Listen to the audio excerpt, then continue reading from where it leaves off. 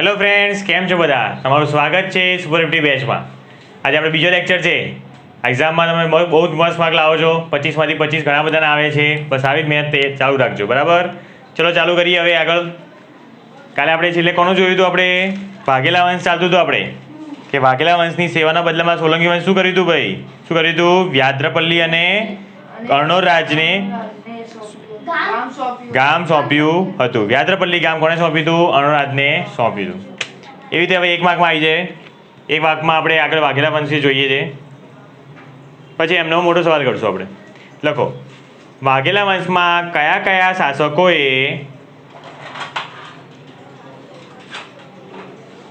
વાઘેલા વંશના કયા કયા શાસકોએ ગુજરાતનું શાસન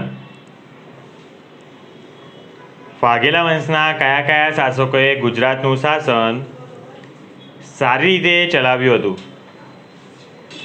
સારી રીતે ચલાવ્યું હતું.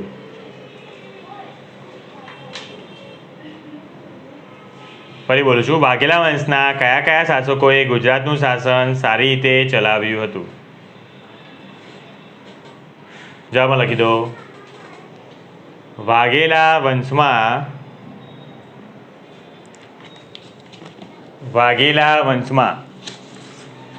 વીર ધવલ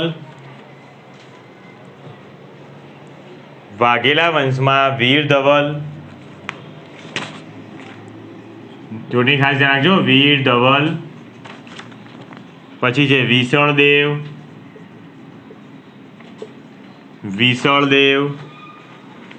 પછી અર્જુનદેવ,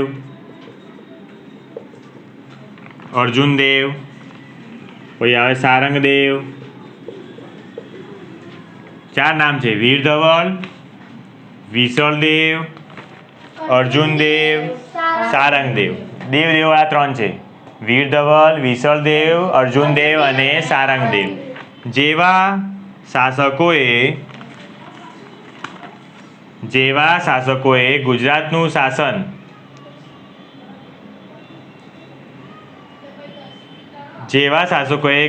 શાસન સારી રીતે ચલાવ્યું હતું.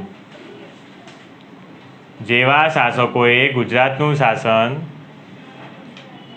સારી રીતે ચલાવ્યું હતું.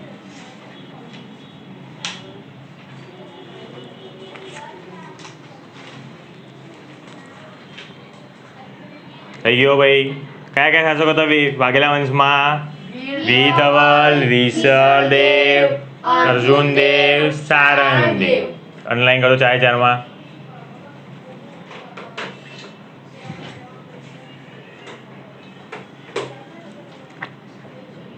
ચલો નવો સવાલ લખો હવે 54મો. લખો, વાઘેલા વંશના લોકો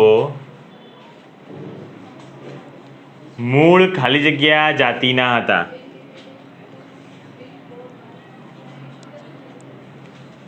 વાઘેલા વંશના લોકો મૂળ ખાલી જગ્યા જાતિના હતા.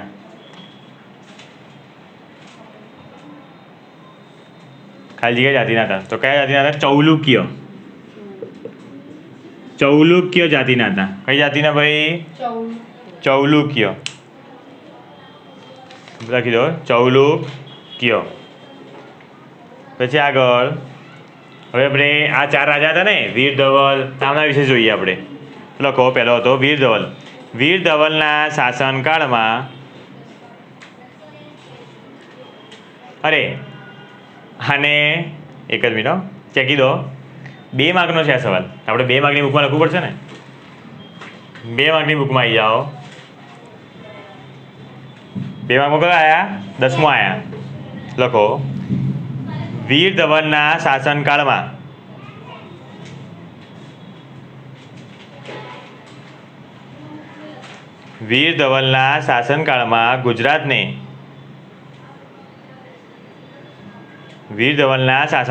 ગુજરાતને કયા મંત્રીઓ મળ્યા હતા? વીર ધવલના શાસનકાળમાં ગુજરાતને કયા મંત્રીઓ મળ્યા હતા? એમાં લખજો ક્વેશ્ચન માર્ક કરીને તેમના કારણે ગુજરાતને શું ફાયદો થયો? તેમના કારણે ગુજરાતને શું ફાયદો થયો હતો? તેમના કારણે ગુજરાતને શું ફાયદો થયો હતો? લખી દો જવાબ. હવે બે મુદ્દા છે. પહેલો મુદ્દો, વીર ધવલના શાસનકાળમાં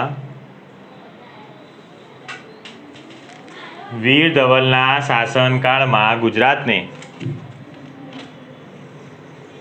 વસ્તુપાળ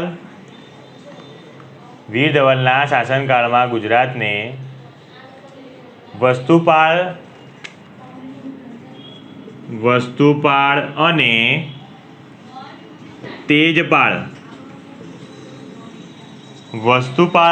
તેજપાળ જેવા સમર્થ મંત્રીઓ મળ્યા હતા. સમર્થ મંત્રીઓ મળ્યા હતા. ફરી બોલું છું, વીર ધવલના શાસનકાળમાં ગુજરાતને વસ્તુપાળ અને તેજપાળ જેવા સમર્થ મંત્રીઓ મળ્યા હતા. ઓનલાઈન કરી દો વસ્તુપાળ અને તેજપાળમાં.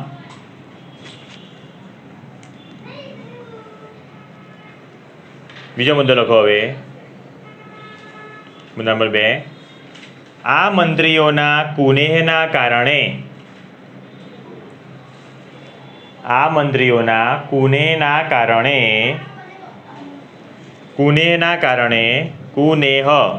કુનેહ એટલે એમની બુદ્ધિ, જોરદાર બુદ્ધિ હોય ને એમની.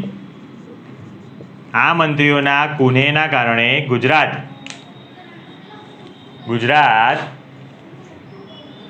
મુસ્લિમોના આક્રમણોથી બચ્યું હતું. મુસ્લિમોના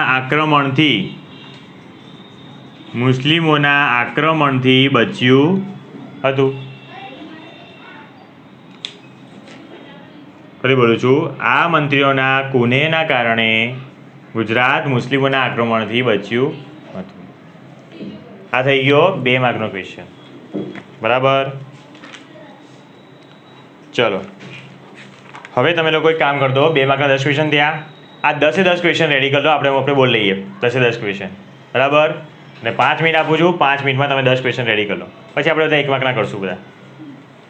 ટાઈમ સ્ટાર્ટ.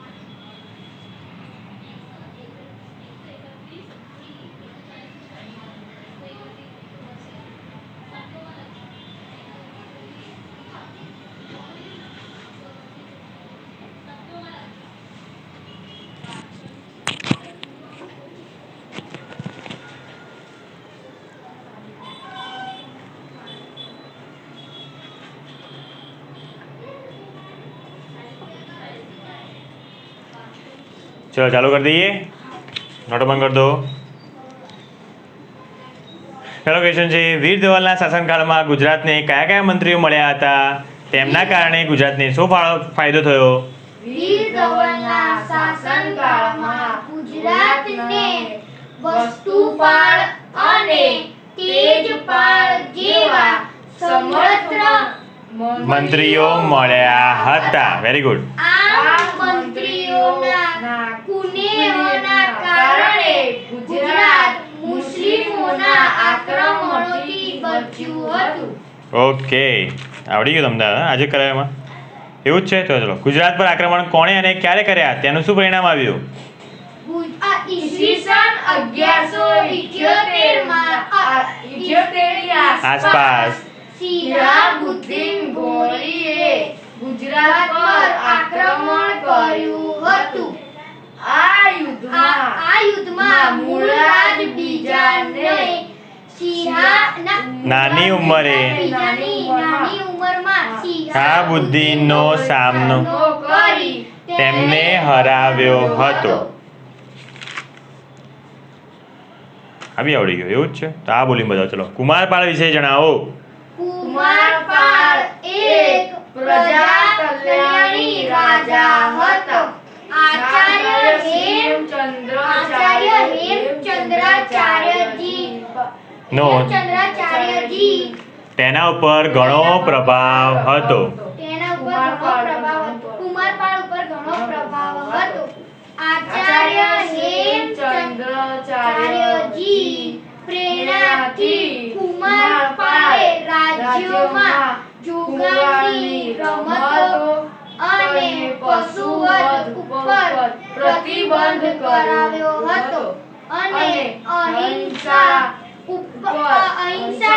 પાલન માટે કડક આજ્ઞાઓ કરી હતી। પછી ત્રીજો મુદ્દો, કુમારપાળ ચરિત્ર ગ્રંથ લખીને હેમચંદ્રાચાર્યજીએ કુમારપાળની પ્રતિષ્ઠામાં વધારો કર્યો હતો। ચલો, આ બોલી બતાવો। સિદ્ધરાજ જયસિંહે કયા કયા ગ્રંથની રચના કરી હતી અને તે ગ્રંથો કેવી રીતે શોભા વધારી? સિદ્ધરાજ જયસિંહે કલિકા સર્વજ્ઞ હેમચંદ્રાચાર્યજી પાસે સિદ્ધ હેમ સપ્તાનું શાસન નામના સમૃદ્ધ ગ્રંથની રચના કરી હતી। આ ગ્રંથના નગરમાં હાથી ઉપર શોભાયાત્રા કાઢી હતી। ત્યારબાદ પાટણના રાજા આમ પ્રજાની સાથે ચાલ્યા હતા। ઓકે, આથી સિદ્ધરાજ જયસિંહે ગ્રંથની શોભા વધારી હતી। મિનલ દેવી વિશે જણાવો। સિદ્ધરાજ જયસિંહની માતા મિનળ દેવી એક આદર્શ રાજમાતા હતા। તેમણે પ્રજાને ન્યાય અપાવવા માટે અનેક કામો કર્યા હતા। મિનળ દેવીએ સોમનાથનું યાત્રાળુ વેળો બંધ કરાવ્યો હતો। મિનળ દેવીએ ધોળકામાં મલાવ તળાવ બંધાવ્યું હતું। રાણીની વાવ કોણે બનાવી હતી? તેની શી વિશેષતા હતી? રાણીની વાવ રાણી ઉદયમતીએ પાટણમાં બનાવી હતી। આજે આ રાણીની વાવનો યુનેસ્કો વર્લ્ડ હેરિટેજ સાઇટનો દરજ્જો મળ્યો છે। આવડી ગયો, પાક્કો આવડી ગયો। અણહિલવાડ પાટણની સ્થાપના કોણે અને ક્યારે કરી? અણહિલવાડ પાટણની સ્થાપના 8મી સદીના મધ્યમાં આશરે ઈસવીસન 756માં સરસ્વતી નદીના કિનારે વનરાજ ચાવડાએ કરી હતી।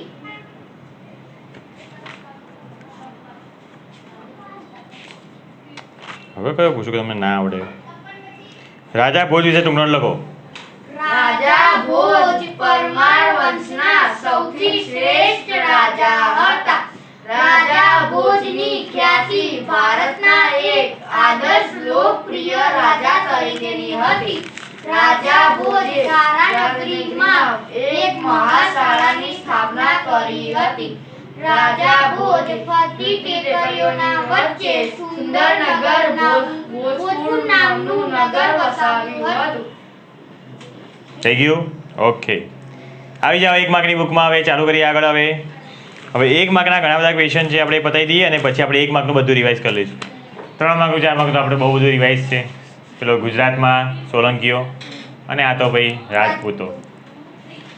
1 માર્કના બધા રિવાઇઝ કરી લઈશું આજે.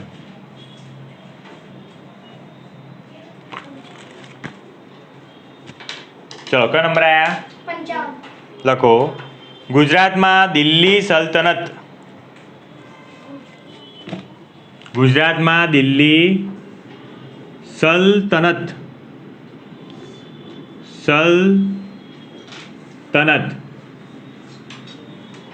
ગુજરાતમાં દિલ્હી સલ્તનતની સ્થાપના ક્યારે અને કોના સમયમાં થઈ? ગુજરાતમાં દિલ્હી સલ્તનત. સલ્તનત એટલે સત્તા કે રાજ્ય એવું કહેવાય ને, જેનો કે કોઈ રાજ કરવા કોણ આવ્યું એમ. તો ગુજરાતમાં દિલ્હી સલ્તનત એટલે દિલ્હીના લોકો ક્યારે ગુજરાતમાં આવ્યા એમ. દિલ્હી સલ્તનતની સ્થાપના ક્યારે અને કોના સમયમાં થઈ? ગુજરાતમાં દિલ્હી સલ્તનતની સ્થાપના ક્યારે અને કોના સમયમાં થઈ? લખી દો. વાઘેલા વંશના છેલ્લા શાસક.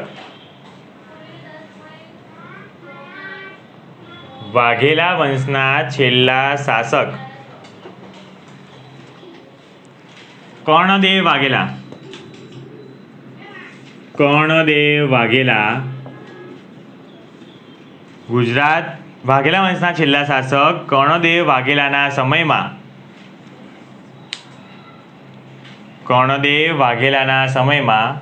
ઈસવીસન 1304ની આસપાસ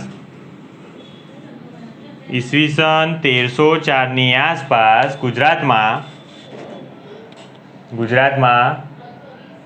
દિલ્હી સલ્તનતની સ્થાપના થઈ.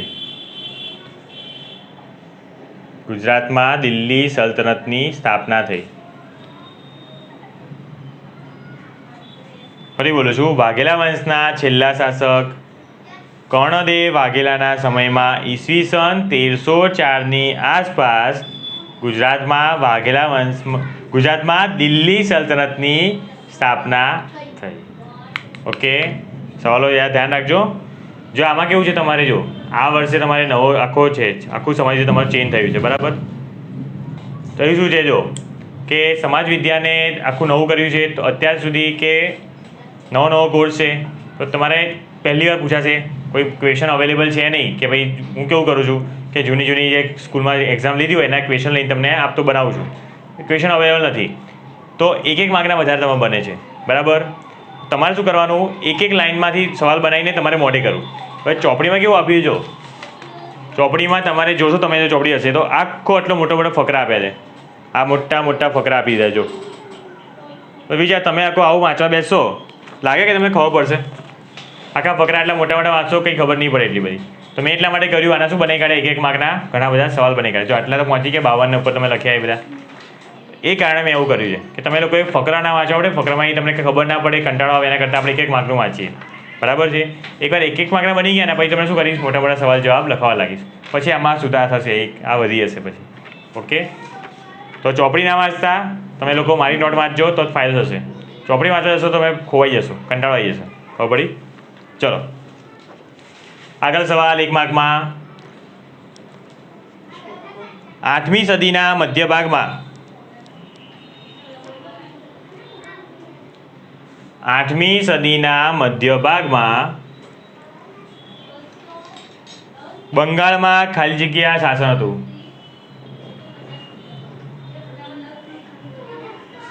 બંગાળમાં ખાલી જગ્યા શાસન હતું. 8મી સદીના મધ્ય ભાગમાં બંગાળમાં ખાલી જગ્યા શાસન હતું. જવાબમાં લખી દો પાલ વંશનું શાસન હતું. 8મી સદીના મધ્ય ભાગમાં કોણ હતું બંગાળમાં? પાલ વંશનું શાસન હતું. તમે ધ્યાન રાખજો. જો હવેથી કાલથી હું એવું કરવાનો છું કે કાલથી તમારી જે ખાલી જગ્યાને બધું આવે છે ને સવાલ જવાબ એ ફેરવીશ. તો તમારા લોકોએ આખા મુદ્દા મોડે કરજો.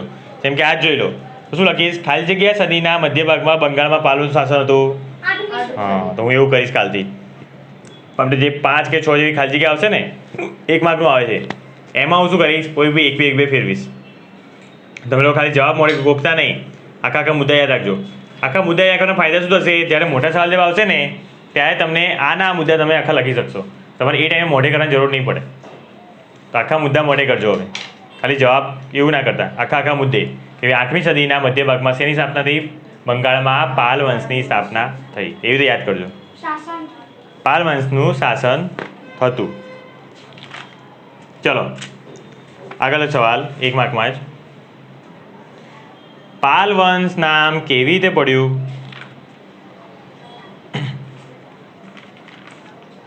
પાલ વંશ નામ કેવી રીતે પડ્યું?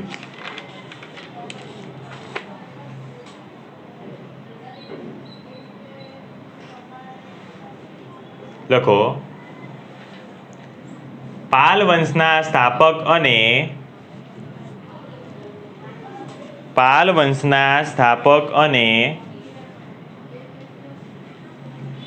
તેના વંશજોના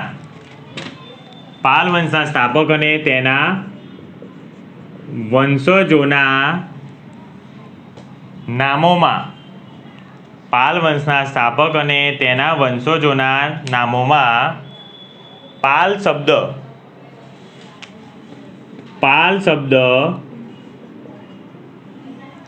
પાછળના ભાગમાં આવતો હોવાથી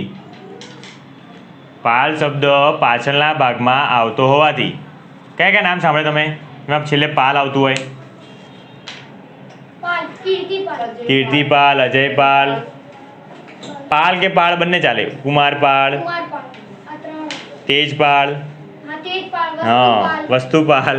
આ બધા ના પાછળ નામ શું આવતું હતું? પાલ. એટલે આ કયો વંશ કહેવાયો? પાલ વંશ કહેવાય. ફરીથી બોલું છું. પાલ વંશના સ્થાપક અને તેમના વંશજોના નામોમાં પાલ શબ્દ પાછળના ભાગમાં આવતો હોવાથી આ વંશને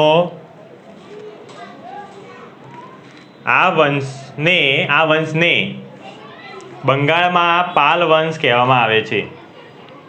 આ વંશને બંગાળમાં પાલ વંશ કહેવામાં આવે છે.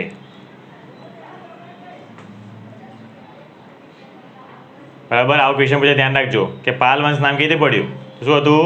આ વંશ પાલ વંશના સ્થાપક અને તેમના વંશજો નામની પાછળ શું હતું? પાલ શબ્દ પાછલા ભાગમાં આવતો હોવાથી આ વંશને બંગાળમાં પાલ વંશ કહેવામાં આવે છે. આગળનો ક્વેશ્ચન. પાલ વંશનો સ્થાપક કોણ હતો?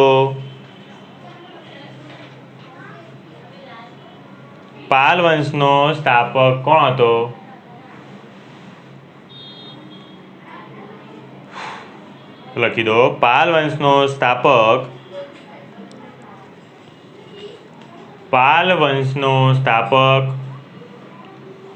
ગોપાલ નામનો રાજવી હતો. પાલ વંશનો સ્થાપક ગોપાલ નામનો રાજવી હતો.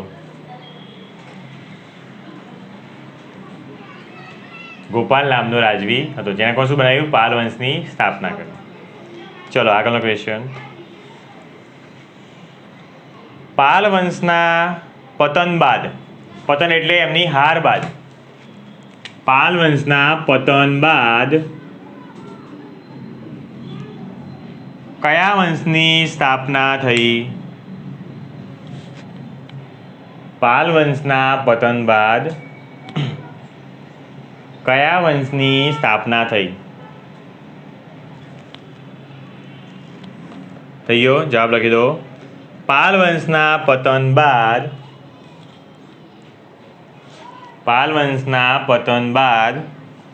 ઈસવીસન 1095માં સેન વંશની સ્થાપના થઈ. કયો વંશ? સેન વંશ. આમની નામની પાસે શું આવે? સેન આવે. સેન વંશની સ્થાપના થઈ હતી.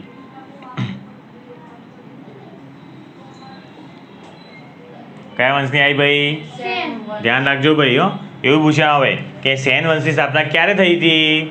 ઈસવીસન 1095.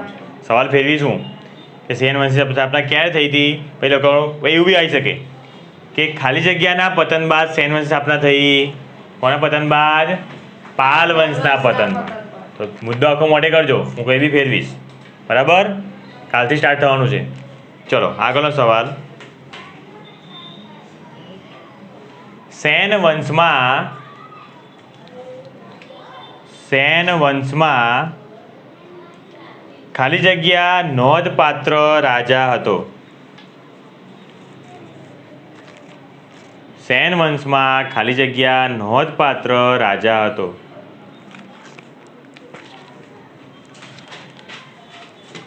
તો જવાબ લખી દો વિજયસેન પ્રથમ. વિજયસેન પ્રથમ. અને પાછળ નામ શું આવ્યું? વિજયસેન. એમ સેન આવે એટલે સેન વંશ, પાલ આવે તો પાલ વંશ. વિજયસેન પ્રથમ લખો. બીજો, વિજયસેનના પુત્રનું નામ ખાલી જગ્યા હતું. વિજયસેનના પુત્રનું નામ ખાલી જગ્યા હતું. જવાબ લખી દો. સેન તો હશે પાછળ. બલ્લાલ સેન. બલ્લાલ સેન. બલ્લાલ દેવ ને બલ્લાલ સેન. બલ્લાલ છે, બલ્લાલ. બાહુબલીમાં બલ્લાલ હતો. બલ્લાલ સેન. ચલો બલ્લાલ સેને જાણીએ હવે. બલ્લાલ સેને શું કર્યું? લખો. બલ્લાલ સેને કયા કયા ગ્રંથ રચ્યા હતા? બલ્લાલ સેને કયા કયા ગ્રંથ રચ્યા હતા?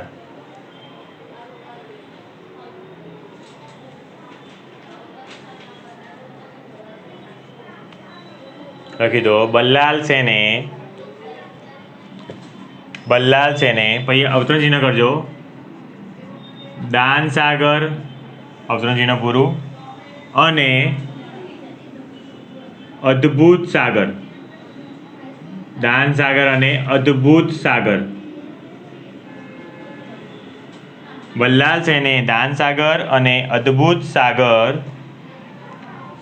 નામના ગ્રંથની રચના કરી હતી. બલ્લાલ સેને દાન સાગર અને અદ્ભુત સાગર નામના ગ્રંથની રચના કરી હતી.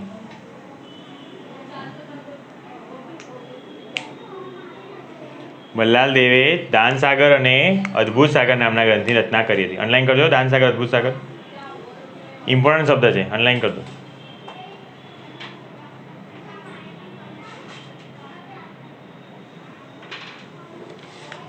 ચલો આગળનો ક્વેશ્ચન. ખાલી જગ્યા પાસેથી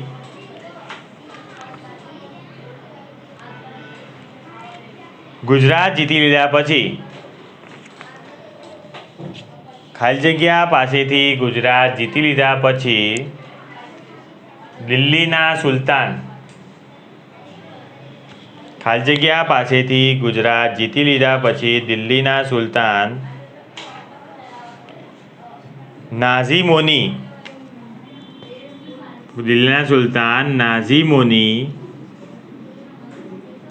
નિમણૂક કરતા હતા.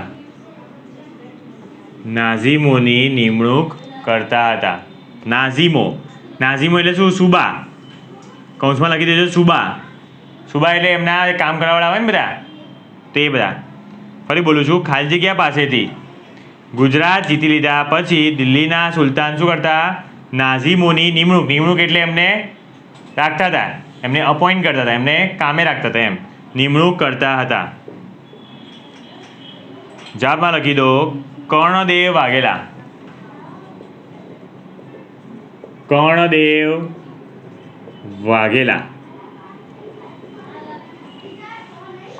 વાઘેલા. ફરી બોલું સવાલ. ખાલી જગ્યા પાસેથી ગુજરાત જીતેલા પછી દિલ્હીના સુલતાન નાઝીમોની નિમણૂક કરતા હતા, જેમાં છે કર્ણદેવ વાઘેલા.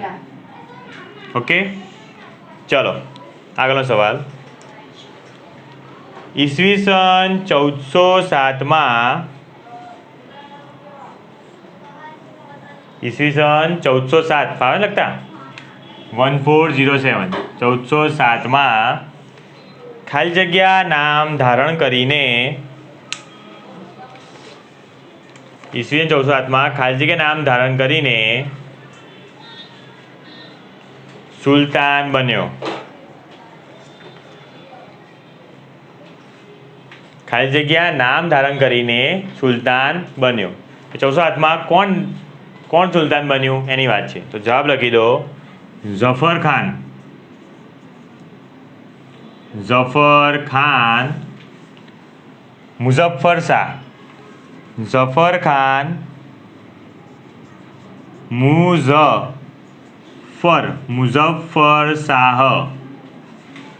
ઝફર ખાન મુઝફ્ફર શાહ. બે ફ છે.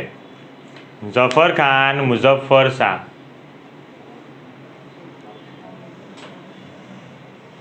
બરાબર યાદ રાખજો. 1407માં કોણ એવું આવી શકે ઈસવીસન ખાલી જગ્યામાં ઝફર ખાન મુઝફ્ફર શાહ સુલતાન બન્યો.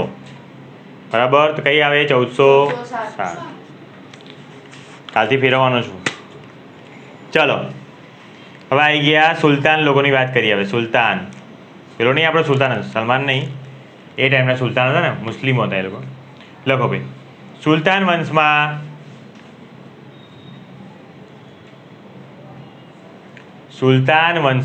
કયા કયા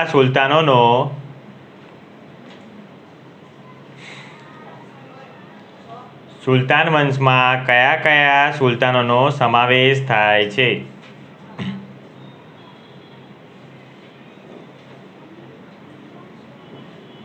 સુલતાન વંશમાં કયા સુલતાનોનો સમાવેશ થાય છે? લખી દો સુલતાન વંશમાં નામ લખજો એકદમ ધ્યાનથી. પહેલો હતો અહમદ શાહ. બીજો હતો મહમૂદ. મહમૂદ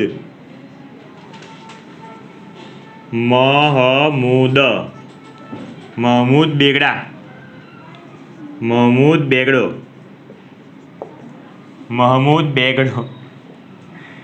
અને આ છે બીજો બહાદુર શાહ.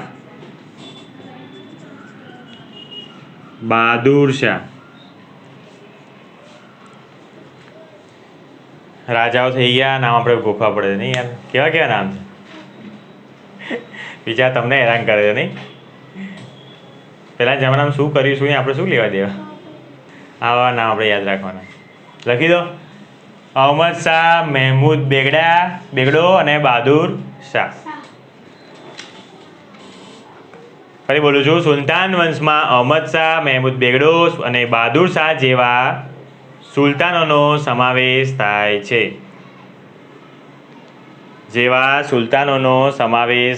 છે.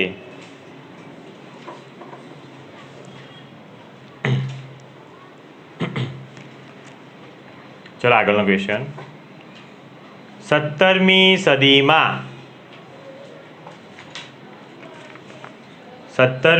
સદીમાં ગુજરાતમાં ખાલી જગ્યા શાસનની શરૂઆત થતાં 17મી સદીમાં ગુજરાતમાં ખાલી જગ્યા શાસનની શરૂઆત થતાં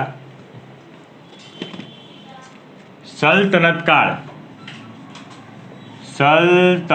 કાળ પૂરો થયો હતો. સલ્તનત કાળ એટલે સુલતાનોનો કાળ. સુલતાન લોકોનો વંશ આવ્યો ને ત્યારનો. 17મી સદીમાં ગુજરાતમાં ખાલી જગ્યા શાસનની ખાલી જગ્યા જો ફરતી બોલું છું. 17મી સદીમાં ગુજરાતમાં ખાલી જગ્યા શાસનની શરૂઆત થતાં સલ્તનત કાળ પૂરો થયો હતો. જવાબમાં લખી દો મુગલ. પછી મુગલ લોકો આવ્યા. કોણ ભાઈ? મુગલ લોકો આવ્યા.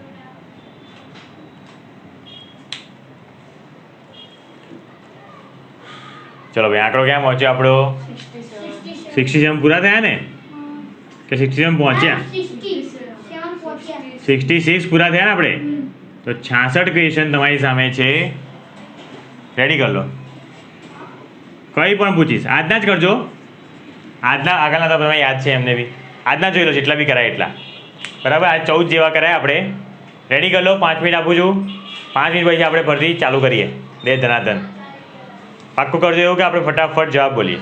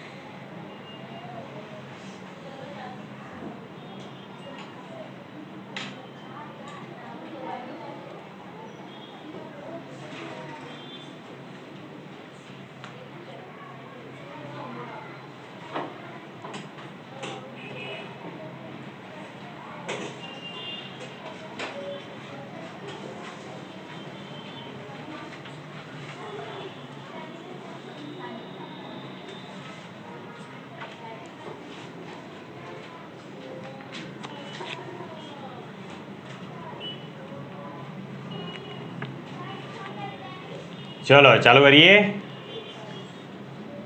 ચલો ચલો નોટો બંધ કરી દો. ચેટલું બી યાદ રહ્યું એટલું વાંધો નહીં. ચલો 17મી સદીમાં ગુજરાતમાં ખાલી જગ્યા શાસનની શરૂઆત થતાં સલ્તનત કાળ પૂરો થયો. 17મી સદીમાં ગુજરાતમાં ખાલી જગ્યા શાસનની શરૂઆત થતાં સલ્તનત કાળ પૂરો થયો. મુગલ હા હમણાં આવ્યું ને હમણાં જ આવ્યું આપણે કયો શાસન મુગલ શાસન શરૂઆત થયો તો શું થયો સલ્તનત કાળ પૂરો થઈ ગયો. સુલતાન વંશમાં કયા કયા સુલતાનોનો સમાવેશ થાય છે? સુલતાન વંશમાં અહમદ શાહ, મહેમૂદ બેગડો અને બહાદુર શાહ જેવા સુલતાનોનો સમાવેશ થાય છે. ઈસવીસન 1407માં ખાલી જગ્યા નામ ધારણ કરીને સુલતાન બન્યો. 1407 કોણ હતું? ઝફર ખાન મુઝફ્ફર શાહ. કોણ હતું? ઝફર ખાન મુઝફ્ફર. હવે મેથ કરવી પડશે આજે. જે પણ 10-15 જેવા સવાલો છે એક માર્કના નામો અઘરા છે અને થોડું છે અઘરું અને કાલે પાછું ફેરવવાનો બી છું.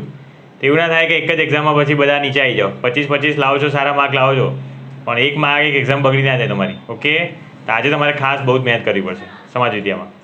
ઠીક છે.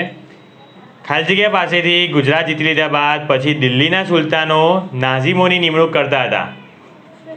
ખાલી જગ્યા પાસેથી ગુજરાત જીતી લીધા બાદ દિલ્હીના સુલતાન નાઝીમોની નિમણૂક કરતા હતા.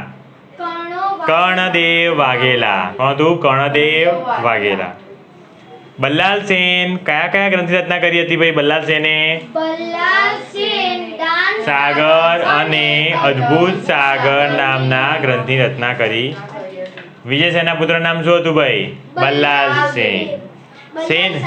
બલ્લાલ સેન શાહ ક્યાં લાયા? સેન વંશ છે ભાઈ. વિજય સેન તો બલ્લાલ સેન જ હોય ને ભાઈ. શાહ કઈ બની ગયા? મુસ્લિમ બની ગયો. સેન વંશમાં ખાલી જગ્યા નોંધપાત્ર રાજા હતો. સેન વંશમાં ખાલી જગ્યા નોંધપાત્ર રાજા હતો. વિજયસેન પ્રથમ. પાલ વંશના પતન બાદ કયા વંશની સ્થાપના થઈ? પાલ વંશના શાસન બાદ ઈસવીસન 1095માં કોણ આવ્યું? સેન વંશની સ્થાપના થઈ. પાલ ગયા પછી કોણ આવ્યા? સેન આવ્યા. પાલ વંશ ગયું સેન વંશ આવ્યું. પાલ વંશનો સ્થાપક કોણ હતો? પાલ વંશનો સ્થાપક ગોપાલ નામનો રાજવી હતો. કોણ હતો? ગોપાલ નામનો. પાલ વંશ નામ કેવી રીતે પડ્યું?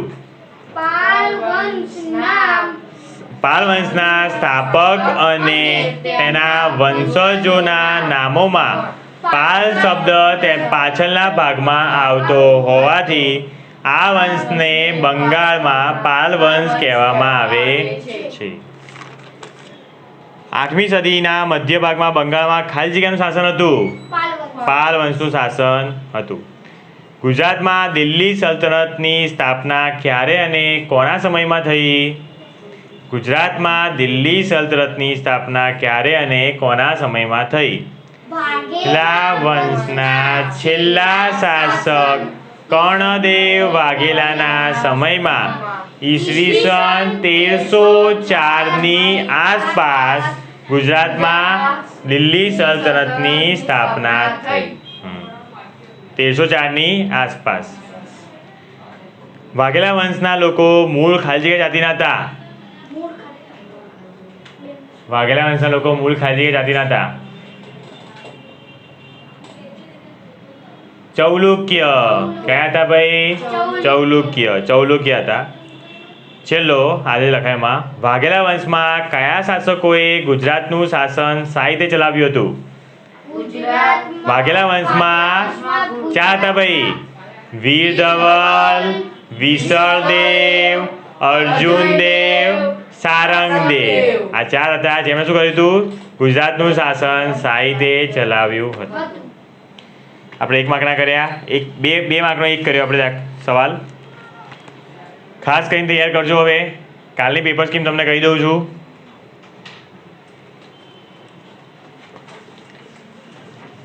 કાલની પેપર સ્કીમમાં તમારે 1 માર્કના હશે 10 આવશે. 1 માર્કના 10 પૂછાવાના છે. 2 માર્કના હશે 5. ઓકે, 2 માર્કના 6 હશે, 6. અને 4 માર્કનો જે હશે ને એ નહીં પૂછાય, 3 માર્કનો એક પૂછાઈ જશે. કાલની પેપર સ્કીમ આ પ્રમાણે રહેશે. 1 માર્કના 10 આવશે, 2 માર્કના 6 આવશે, થઈ ગયા ને? 3 માર્કનો 1 આવશે, 4 માર્કનો નહીં પૂછાય. બરાબર? આ 10 જે આવશે ને એમાંથી 5 તો હું ફેરવીશ, અને 10 માંથી 5 હશે આજની જે છે ને એ પૂછાશે, અને 5 આગળની પૂછાશે. તો તમારે જે આજની છે ને 10-15 જેવી એ બધા મસ્ત પાકા કરવા પડશે. 1 માર્કના ખાસ તમારે બહુ પાકા કરવા પડશે. બરાબર? બહુ ઓછા છે, 10-15 જેવા જ છે, થઈ જશે. આખા મુદ્દા મોડે કરજો, હું ફેરવવાનો છું 5. બરાબર? ચાલો, તો થઈ ગયું. પેપર સ્કીમ લખી કાઢી ને? ઓકે, તો ચલો કાલે ટેસ્ટમાં મળીએ છીએ. જોઈએ છે ટેસ્ટમાં કાલે વિકેટ પડે છે કે નહીં પડે તમારી, કે તમે લોકો 6 મારો છો. બરાબર? ઓકે, તો કાલે ટેસ્ટમાં મળશું આપણે, અને ફરીથી કાલના લેક્ચરમાં આગળ વધશું. જય શ્રી કૃષ્ણ, ગુડ બાય.